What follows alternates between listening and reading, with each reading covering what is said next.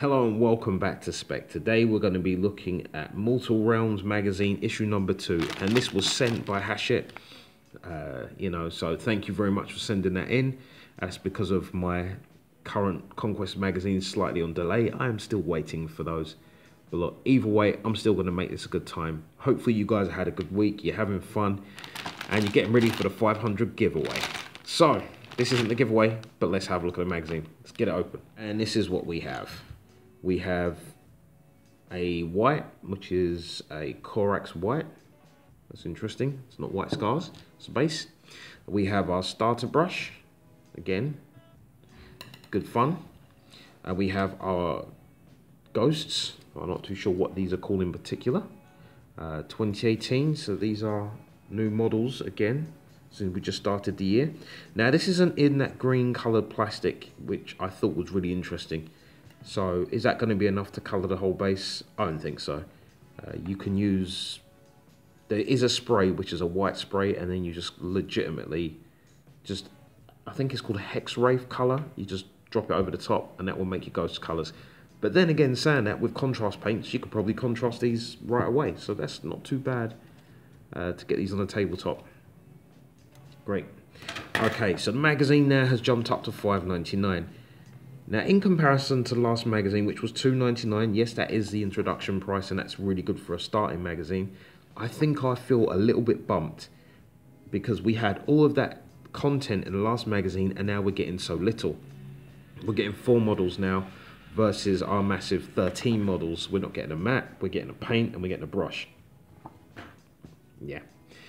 So I think I understand the logic of that as to why they kind of priced the magazines or put the content mainly in the 2nd issue, 3rd issue, 4th issue. Because by the time you hit the 3rd issue, you would have invested quite a bit in the magazine and you want to keep collecting anyway. Right, so let's have a look. It's almost like that gambling thing, you know, where you're trying to catch up to your losses. Yeah. So here we go. Mortal Realms design. Okay, so these rings, I think they're the spheres of the Mortal Realms, where they have like different pocket dimensions maybe, interconnected to the main realm. So that's nice to see.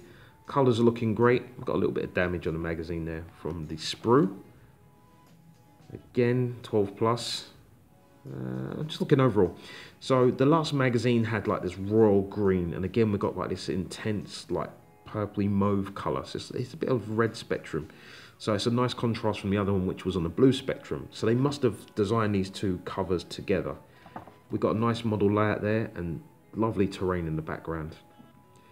See, I like the classic old school kind of fantasy terrain because you could use it anywhere for anything, and it kind of calls back to memories of high adventure and fantasy.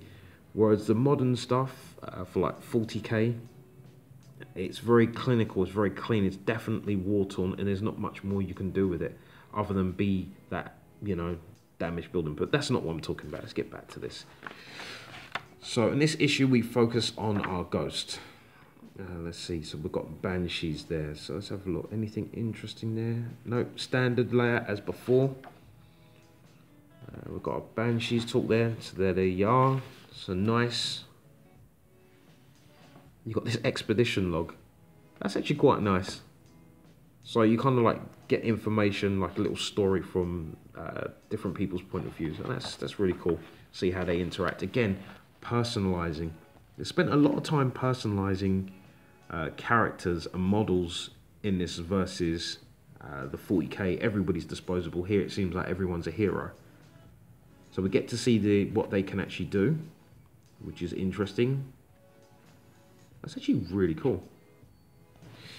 So have a look. Destroying the dead, weapons, shields. Okay, so that's how you destroy them. Again, this is just set up for roleplay game. Like, where is a roleplay game? You might as well call, you know, I know it's a tabletop battle system, but this is roleplay. Anyway, Nagash.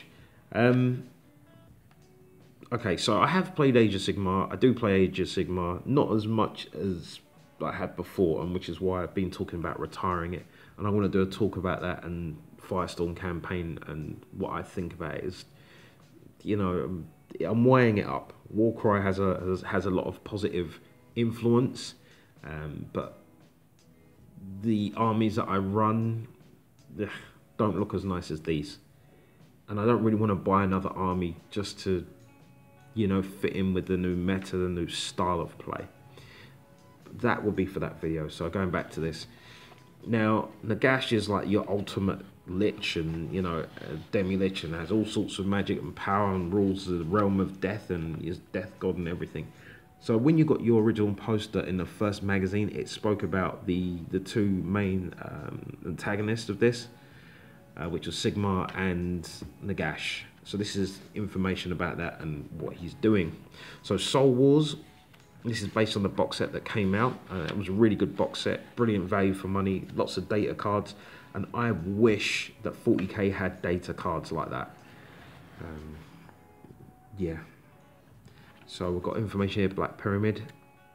That's actually interesting. I think I might like to build something like that. Okay, how to build. So these ones are push fit, any glue, no glue. So again, 3 magazines in, and we don't even need glue. That in itself is a good saving. Oh, look how clean that painting table is. Yeah, could you imagine your table being that clean for painting? But that's really key for, you know, keeping you going when it comes to painting, motivated. Having to tidy away your paints and take them out, and they're messy and taking up space, it sometimes hampers your painting. So keep a clean environment, make sure your hobby area is tidy. So your tools and equipment, what you do. Yeah, I got a little tip for that. Yeah, that's all good. Painting palette. So they're giving you a painting palette already. It's a wet palette, that's good. I mean, you could use greaseproof paper, baking paper if need be. How to get paint on your brush. Now, you're going to laugh at this, but a lot of people dip the paint into the pot, and I've been known to do that myself. If you don't give it a good enough shake, there isn't enough paint up here, and if it's been open for a while, all the paint would leak back into the pot, and then you're dipping in the pot. So it'd be a good idea, if you want consistency in your paint, that if there's no more paint up here, just close the lid, give it a shake, and then go back for the lid again. I know it sounds weird, but it means that the consistency is suitable because you're shaking it enough. Yeah, there you go. That's for free. So there you go. There's your ghosties all painted up. So first coat, second coat, third coat.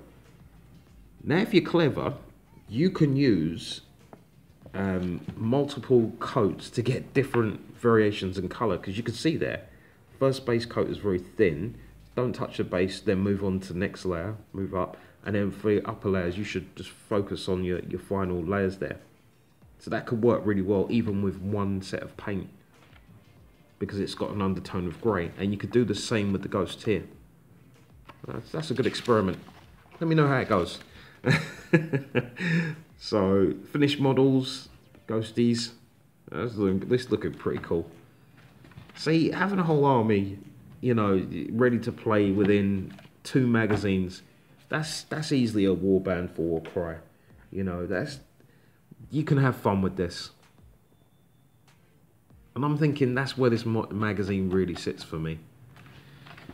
Okay, so let's have a look. So we've got our next mission. I would have liked a different bit of artwork there, but whatever. Spectral ambush. So we've got our troops, the fight continues. So we've got less ghosts and more of the banshees. So we're hitting, attacking, good. What about the damage phase? Piling weapons, hit to roll, and then just damage. So it doesn't look like they're looking at how to resolve damage here. Yeah, just hit rolls, not wounding. Sorry, wounding would be the thing. Alright, fair enough. At least then you get to move a few models. There you go. So, here's our first set of cards. You never know, they might give you actual stat cards, because in the Soul Wars box set, they do give you stat cards, which was one of the things I always chased down for 40k. So that could work. That could work. Okay, well that's the magazine anyway. Again, it's well presented. You definitely get play along before the other magazine, and the models do look good. I'm not gonna lie. I'll have to think about it. Look, I mean, guys, you're going to have to speak to me on this one. What is your thoughts about this? You know, is it worth investing in? Is there particular models that you want? Or is it a case of just going out and saying, like, screw this, maybe a whole new army would do me good, and just get the Bone Reapers and go from there? Look, I know it sounds crazy, but either way, it's been Spekd. This magazine, issue number 2, I think is a lot better than the Death Guard Conquest magazine number 2 in comparison.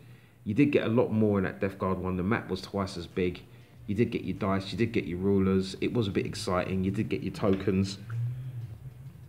But overall, you might have dropped off waiting for that magazine to get 3 models. This one you're getting 4. You know, I've still got an inherent bias for 40k, and you know that's a thing. But I think it's worth thinking about. Either way, look, I've enjoyed my time. I hope you've enjoyed yours. This has been Spekd. PC out.